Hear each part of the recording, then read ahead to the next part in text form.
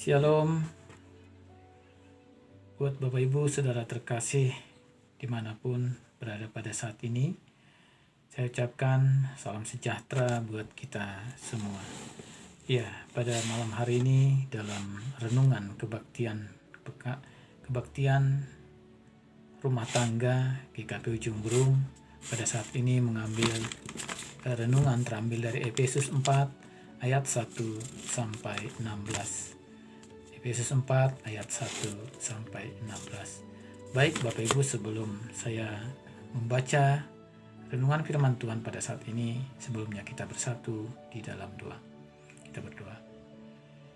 Ya Tuhan, sungguh bersyukur pada malam hari ini karena kasih dan setia Tuhan yang senantiasa hadir bagi kami. Kau menemani dan menuntun kami Tuhan dalam perjalanan hidup kami, dari aktivitas kami, keseharian kami ya Tuhan. Terima kasih Bapa atas kasih yang Kau berikan kepada kami. Bapa Surgawi, sebentar lagi Tuhan, kami akan membaca dan juga merenungkan daripada firman Tuhan. Biarlah kiranya Engkau yang hadir di tengah-tengah kami Tuhan, sertai kami, urapi kami ya Tuhan. Biarlah Roh Kudus Tuhan hadir di tengah-tengah kami ya Bapa. Terima kasih Bapa, demikian juga dengan hamba-Mu, urapi hamba-Mu Tuhan. Bapa, berfirmanlah bagi kami siap untuk mendengarkan. Amin. Ya, Bapak Ibu, Efesus 4 ayat 1 sampai 16, saya akan membacakannya untuk kita sekalian. Perikopnya berjudul Kesatuan Jemaat dan Karunia yang Berbeda-beda. Sebab itu aku menasihatkan kamu, aku orang yang dipenjarakan karena Tuhan, supaya hidupmu sebagai orang-orang yang telah dipanggil, berpadanan dengan panggilan itu. Hendaklah kamu selalu rendah hati, lemah lembut dan sabar.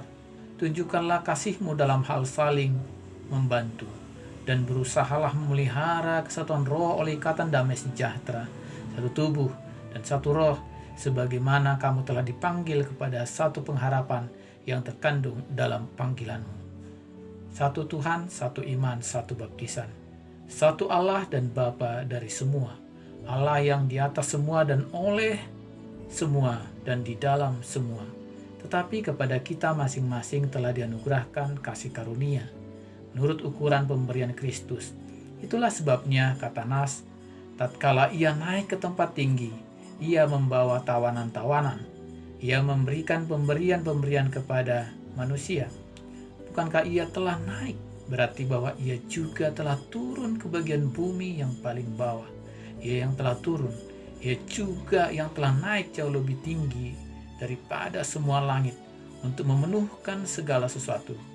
Dan ialah yang memberikan baik rasul-rasul maupun nabi-nabi, baik pemberita Injil maupun gembala-gembala dan pengajar-pengajar, untuk memperlengkapi orang-orang kudus bagi pekerjaan pelayanan, bagi pembangunan tubuh Kristus, sampai kita semua telah mencapai kesatuan iman dan pengetahuan yang benar tentang anak Allah, kedewasaan penuh dan tingkat pertumbuhan yang sesuai dengan kepenuhan Kristus, sehingga kita bukan lagi anak-anak yang diombang-ambingkan oleh rupa-rupa angin pengajaran, oleh permainan palsu manusia dalam kelicikan mereka yang menyesatkan, tetapi dengan teguh berpegang kepada kebenaran.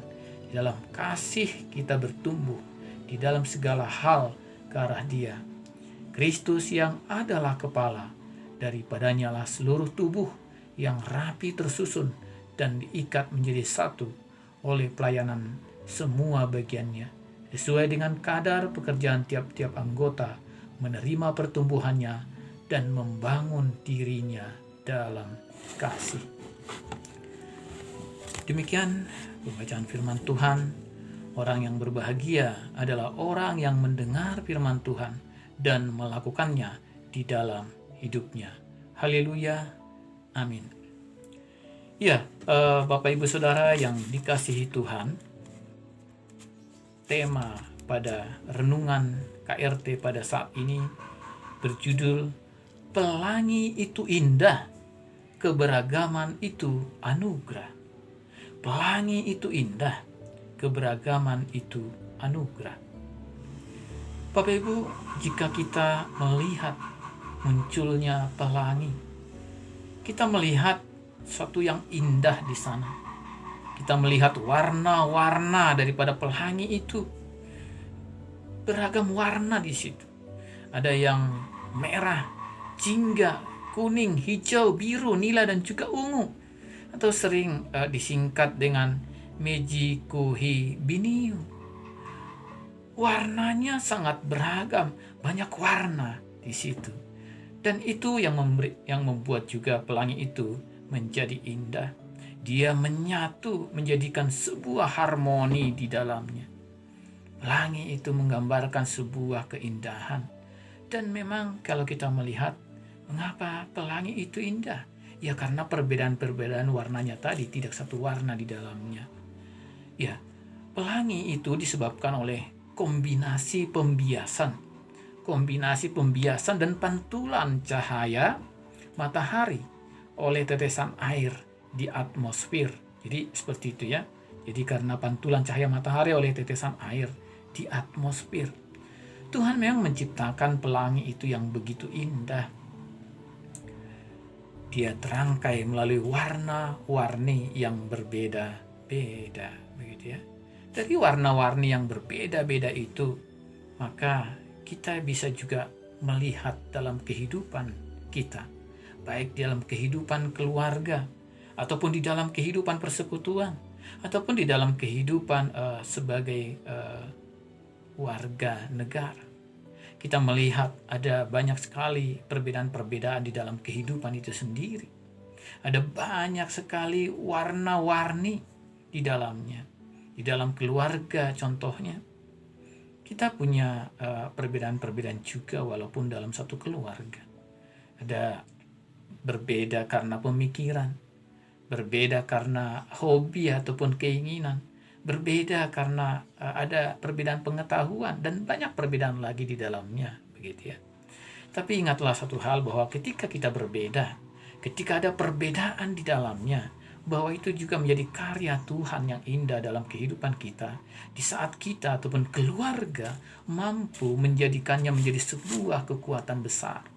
Perbedaan-perbedaan yang ada itu menjadi sebuah kekuatan yang besar ketika perbedaan itu bisa menyatu menjadi sebuah harmoni, maka perbedaan itu pun menjadi indah. Keberagaman yang ada tadi, baik karena perbedaan usia, karena perbedaan pengetahuan, ataupun jenis kelamin ataupun gender, bisa juga perbedaan-perbedaan itu menjadikan sebuah keindahan di dalamnya. Rasul Paulus ketika menuliskan surat ini kepada jemaat di Efesus, pada saat itu Rasul Paulus berada dalam tahanan ataupun di penjara.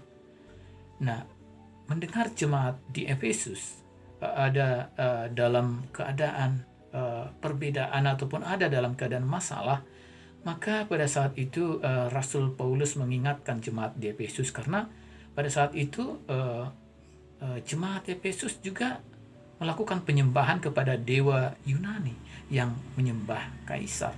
Nah, ini yang perlu diingatkan oleh Rasul Paulus, bahwa jangan sampai kamu lalai, jangan sampai kamu lupa bahwa hanya Tuhanlah yang patut disembah, hanya Yesus Kristuslah yang patut disembah.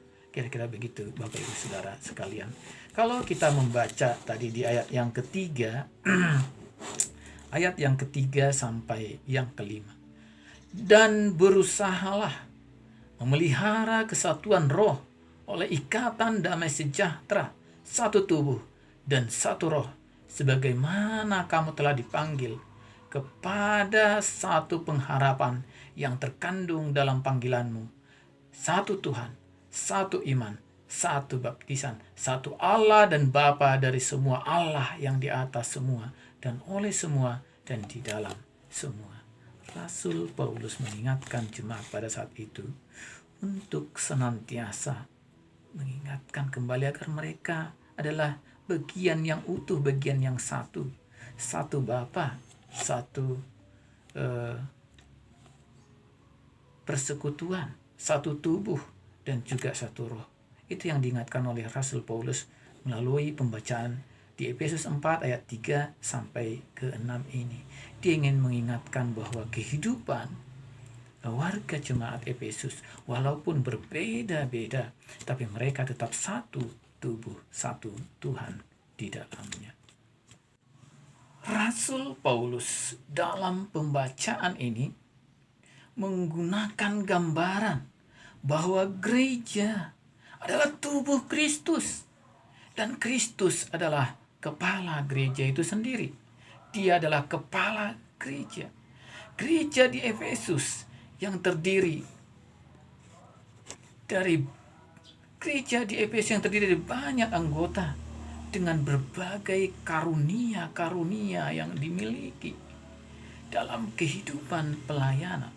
Di Efesus itu ada anggota gereja yang karunianya berbeda, talentanya berbeda.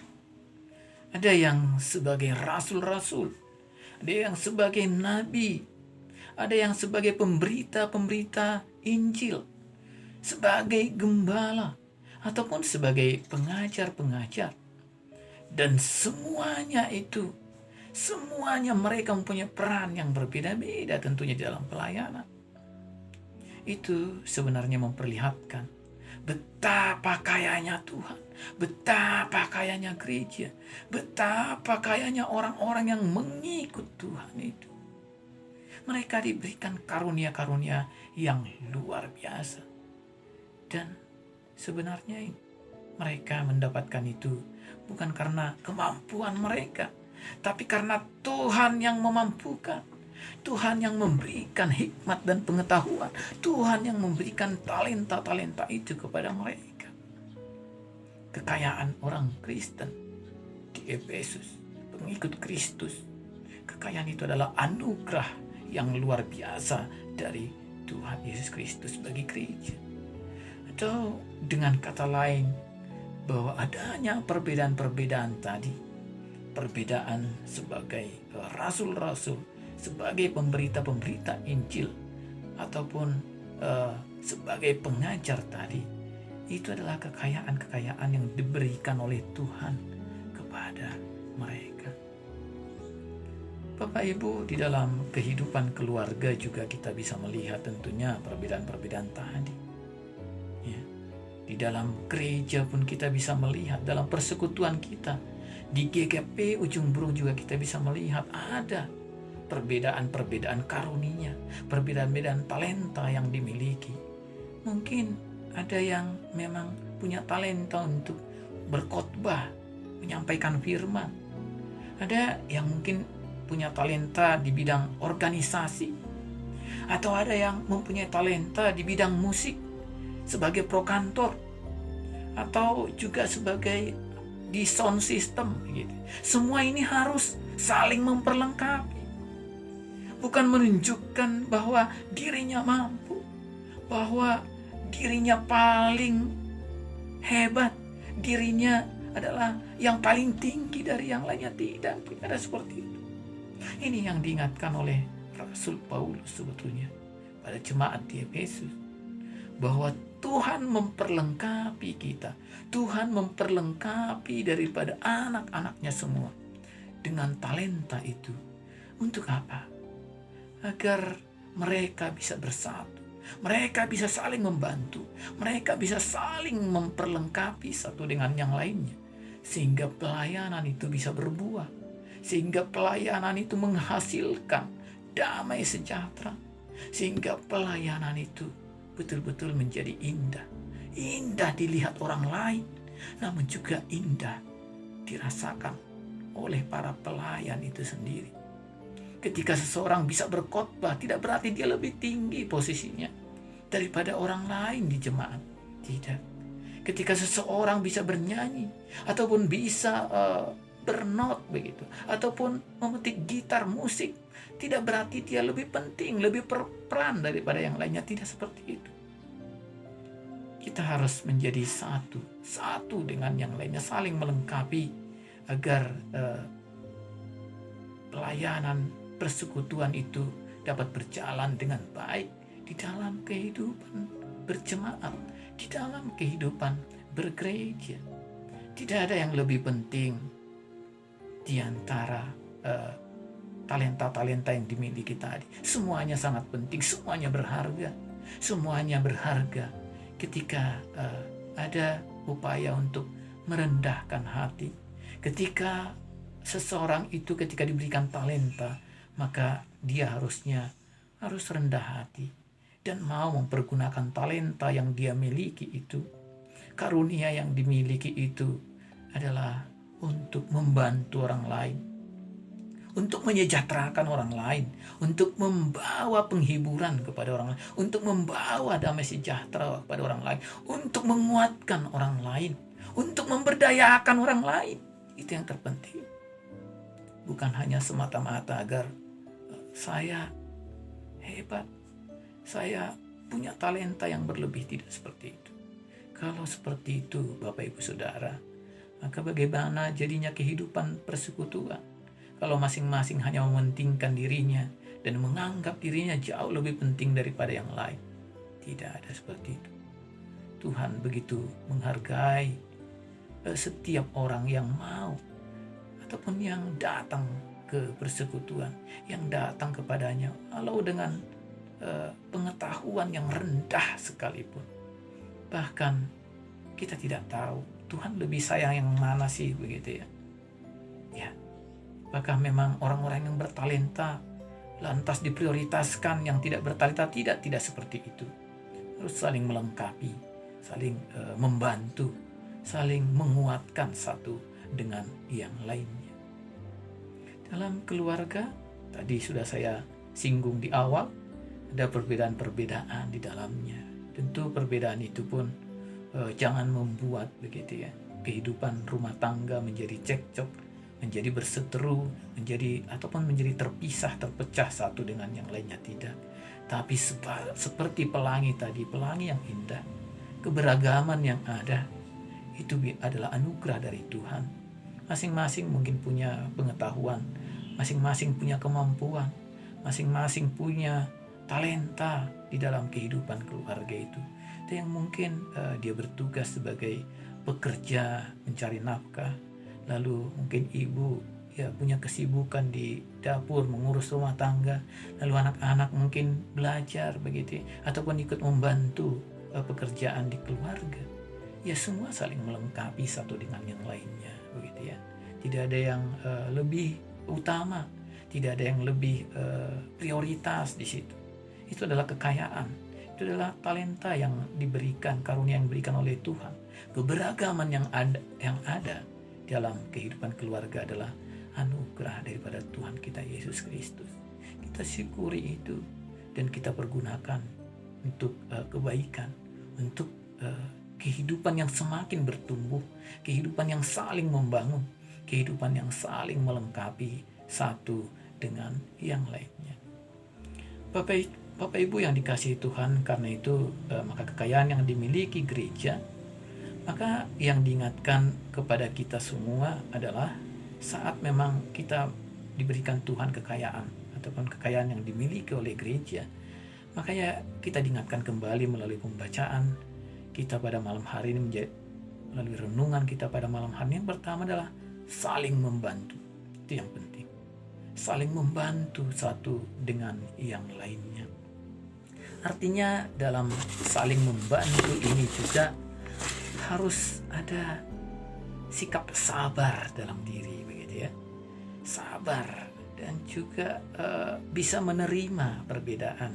Ya sabar ketika orang lain berbeda dengan kita, ya kita harus sabar, tidak usah memaksakan apa yang kita ketahui atau apapun yang ada di pikiran kita, tidak begitu. Kita sabarlah, kita bisa melihat bahwa itu adalah sebuah kekayaan, sebuah perbedaan yang ada di dalam kehidupan persekutuan. Lalu kita pun bisa menahan diri, begitu ya, tidak perlu langsung responsif, emosional untuk menanggapi hal-hal seperti itu. Mari itu yang diingatkan kepada kita. Dalam perbedaan yang ada, saling menerima menjadi sangat penting untuk dilakukan. Di tengah perbedaan yang ada, sangat mungkin menimbulkan ya persinggungan, begitu ya. Ada gesekan di dalamnya, begitu ya. Tetapi ketika ada sikap sabar, begitu ya, ada sabar dalam hidup kita, maka itu persinggungan itu tidak akan semakin meruncing, begitu, menjadi permusuhan ataupun sebuah kebencian di dalamnya. Lalu yang kedua apa lagi? Yang kedua adalah di tengah perbedaan yang ada, kita diingatkan tadi melalui bacaan kita bahwa kita adalah satu tubuh, satu roh, satu Tuhan, satu iman, begitu ya. Jadi kita tetap satu tubuh, Artinya begini Bapak Ibu, satu tubuh itu gimana sih? Ketika jari-jari yang sakit, jari-jari tidak mengatakan bahwa hanya saya jari-jari yang sakit, tidak. Pasti yang merasakan adalah tubuhnya, begitu ya. Ketika perut lapar, begitu ya, tidak makan apa-apa, perut tidak akan mengatakan bahwa hanya saya yang lapar, tidak. Bahwa semua tubuh ini lapar, begitu. Nah, demikian juga ketika mata, hidung, telinga mereka sakit, mereka tidak mengatakan bahwa hanya saya yang sakit, tidak. Semua tubuh yang sakit, gitu. Itu namanya satu tubuh, begitu ya. Hal sebaliknya juga apabila perut kenyang, senang, sukacita, begitu ya, ataupun pikiran kita, bukan hanya pikiran tentunya, tapi hidup kita yang menjadi sukacita, hidup kita yang menjadi senang, hidup kita yang menjadi damai sejahtera. Itulah artinya satu tubuh tadi. Nah, yang terakhir, yang ketiga adalah ketika semua, gitu ya, ketika semua talenta, karunia, keberagaman tadi bisa disusun, teratur dengan rapi, begitu ya, diikat menjadi satu tubuh, maka ini yang menguatkan sebenarnya, yang menguatkan, mengikat tadi bukanlah karena kita mampu, gitu ya, tapi ini yang menguatkan adalah Kristus itu sendiri. Kasih Tuhanlah yang menguatkan sehingga bisa menjadi satu tubuh yang baik. Jadi sekali-sekali kita tidak bisa mengandalkan kemampuan diri kita. Kita tidak bisa mengatakan bahwa karena saya, tidak begitu ya. Ataupun karena kami mampu, gereja A, gereja B mampu, tidak begitu. Tapi tetap kita mengatakan bahwa karena Tuhan, gitu ya, karena Kristus, gitu ya, karena kasih Tuhanlah maka kami bisa melakukan ini menjadi sebuah keharmonisan yang baik. Ketika hal ini menjadi keberagaman yang indah, perbedaan-perbedaan yang ada tadi telah tersusun baik untuk menjadi sebuah kekuatan, untuk menjadi sebuah keberagaman, menjadi sebuah harmoni, maka sebenarnya yang mengikat itu adalah kasih Tuhan semuanya, gitu ya. Agar apa? Agar semua talenta, kekuatan yang dimiliki tadi, karunia tadi, perbedaan-perbedaan yang ada tadi, agar bisa bermanfaat, agar bisa digunakan bagi pertumbuhan dalam pelayanan dan juga untuk membangun gereja, membangun kehidupan persekutuan itu sendiri. Tujuannya apa? Agar kehidupan damai sejahtera itu bisa dirasakan oleh sesama kita, begitu, bukan hanya kita.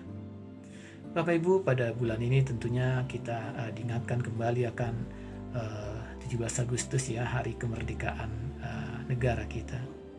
Kemerdekaan yang direbut atau yang dinyatakan oleh Bapak Soekarno dan Bung Hatta lahir dari perjuangan yang tidak mudah tentunya. Darah dan air mata telah tercurah, harta benda, pemikiran di dalamnya. Nah, bagaimana itu bisa diwujudkan? Tentu dengan perjuangan yang gigih. Dan kita teringat kan menyatukan perbedaan-perbedaan yang ada itu dimulai saat tahun 1928. Dimulai dengan Sumpah Pemuda, di mana Yong Ambon, Yong Batak, Yong Jawa, Yong Sunda, para pemuda-pemuda suku-suku ini menyatukan dirinya. Mereka menyatakan bahwa mereka adalah punya tumpah darah yang satu, yaitu tumpah darah Indonesia.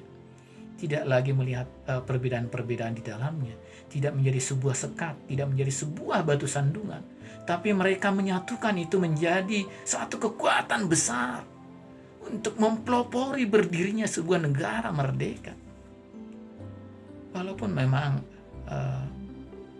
masih agak panjang perjalanannya saat itu, lebih kurang 27 tahun setelahnya ya, tahun 1945 baru merdeka.